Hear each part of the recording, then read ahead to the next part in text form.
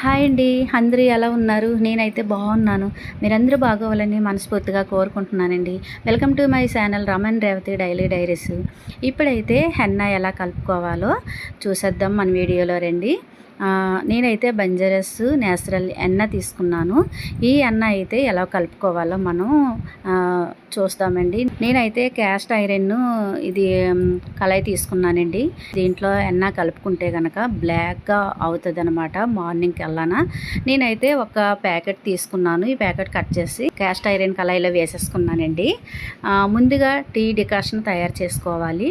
నేను 2 స్పూన్లు టీ పొడి అయితే వేసుకొని వాటరు 2 గ్లాసులు వాటర్ పోసుకున్నానండి. ఇది బాగా మరిగి ఒక గ్లాసు వచ్చే వరకు ఉంచుకొని మరిగిన తర్వాత దించేసి పక్కన పెట్టుకోవాలండి. కొద్దిగా చల్లారిన తర్వాత నేనైతే ఇగో చూస్తున్నారు కదా, ఈ ఎన్న పొడి అయితే వేసేసుకున్నాను. కళాయిలో వేసుకొని మనం కొద్దిగా ఈ టీ డికాషన్ వేసుకొని కలుపుకోవాలండి. చూసుకొని మరీ ఎక్కువగా పలసన అవ్వకూడదు.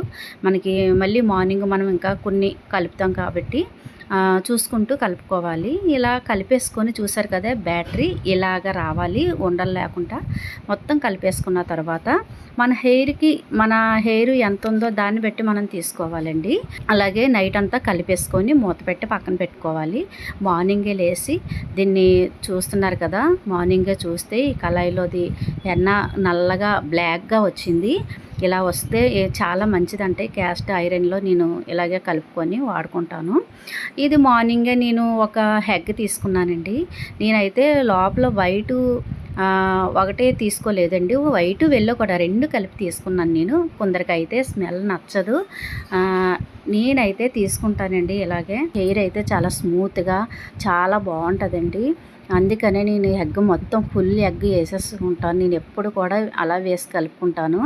అలాగే బీట్రూట్ కూడా ఒక్కటి చిన్నది బీట్రూట్ తీసుకొని రసం కూడా తీసి వేసుకున్నానండి. ఇది కూడా మంచి కలర్ వస్తుందండి మన వైట్ హెయిర్.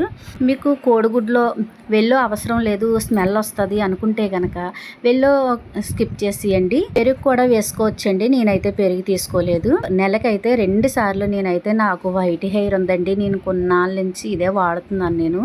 నేను బ్లాక్ అయితే అసలు వేసుకోను. ఇప్పుడైతే చిన్న పిల్లల దగ్గర నుంచి అందరికీ కూడా వైట్ హెయిర్ అన్నది కామన్గా వచ్చేస్తుందండి. ఈ ఎన్న తీసుకొని వాడుకుంటే కెమికల్స్ కూడా ఉండవు. చక్కగా మంచి న్యాచురల్ ఎన్న అండి. ఇది వాడితే చాలా బాగుంటుంది.